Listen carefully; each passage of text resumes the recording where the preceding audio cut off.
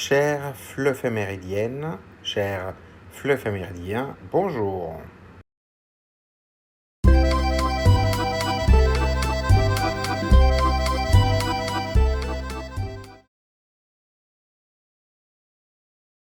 Proclamée par l'ONU en 2010, la Semaine mondiale de l'harmonie interconfessionnelle encourage le dialogue entre religions, croyances et visions du monde.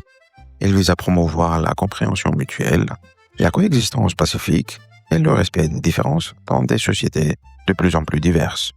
Cette initiative s'inscrit dans une réflexion plus large sur le vivre ensemble, la tolérance et la gestion des identités culturelles dans l'espace public. Voie F, destination sentier tracé. Attention au départ.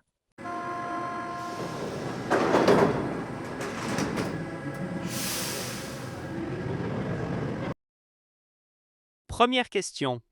Aimez-vous apprendre des choses sur les cultures des autres? Découvrir d'autres cultures permet de mieux comprendre le monde et les personnes autour de soi.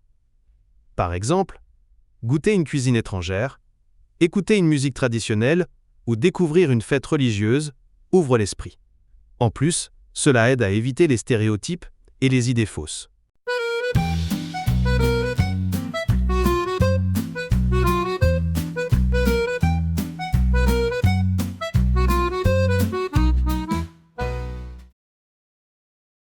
Deuxième question. Vous sentez-vous à l'aise dans des environnements variés? Certaines personnes aiment découvrir des cultures et des lieux différents, alors que d'autres préfèrent rester dans un environnement familier. Par exemple, voyager, étudier à l'étranger ou travailler avec des collègues d'autres pays peut être enrichissant. Avec le temps, l'adaptation devient souvent plus facile.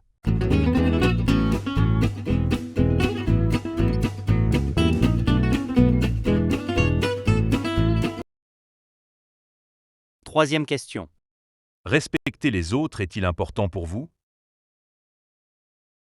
Le respect facilite la communication et évite beaucoup de conflits. Par exemple, écouter quelqu'un sans se moquer ou accepter des habitudes différentes montre une attitude ouverte. Ainsi, le respect permet de mieux vivre ensemble.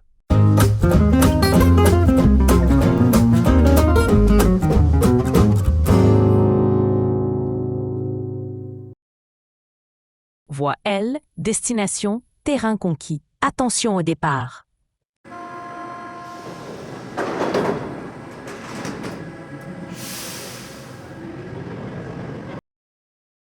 Première question. Peut-on parler de religion sans créer de tension?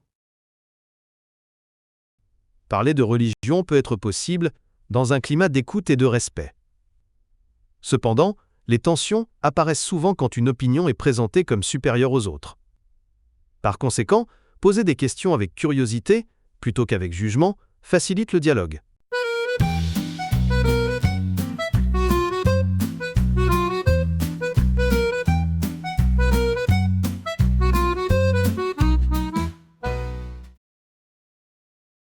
Deuxième question.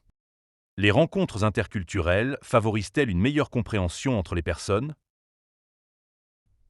Les rencontres permettent de dépasser les idées abstraites et de voir la réalité humaine derrière les cultures.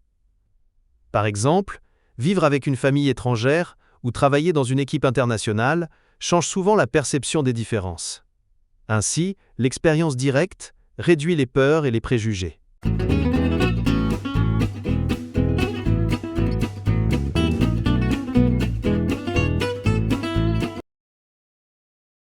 Troisième question. Le respect mutuel suffit-il pour éviter les conflits? Le respect est une base importante, mais il ne suffit pas toujours. En effet, des tensions peuvent exister à cause de facteurs politiques, économiques ou historiques.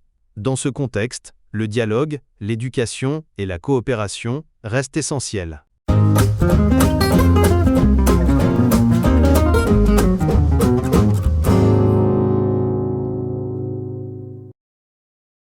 Voie E, destination sommet atteint. Attention au départ.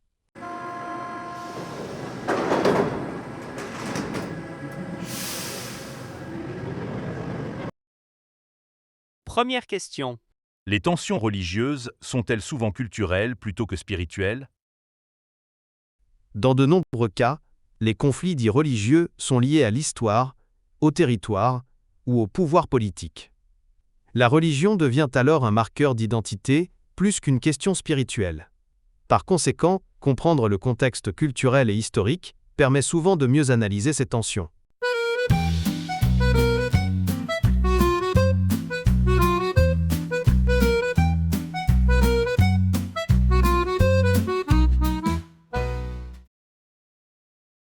Deuxième question. L'ignorance joue-t-elle un rôle central dans les conflits liés aux religions? L'ignorance favorise la peur et la simplification excessive des croyances des autres. Par exemple, des personnes peuvent juger une religion, sans jamais avoir rencontré ses pratiquants. Ainsi, l'éducation interculturelle reste un outil important pour réduire les tensions.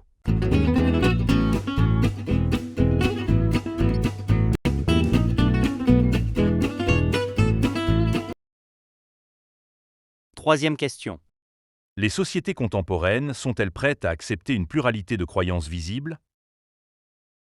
Certaines sociétés acceptent plus facilement la diversité religieuse visible, alors que d'autres restent attachées à l'uniformité culturelle. Cette question dépend souvent de l'histoire nationale et du modèle politique. À long terme, la gestion de cette diversité devient un enjeu central des sociétés modernes.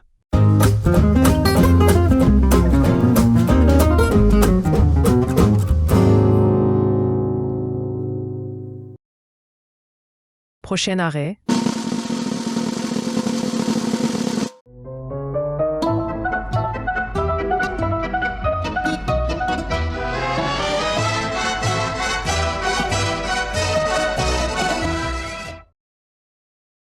Merci d'avoir regardé cette vidéo. Si elle vous a plu, mettez un pouce bleu et abonnez-vous pour ne rien manquer. N'hésitez pas à la partager si vous la trouvez utile et à laisser un commentaire pour donner votre avis.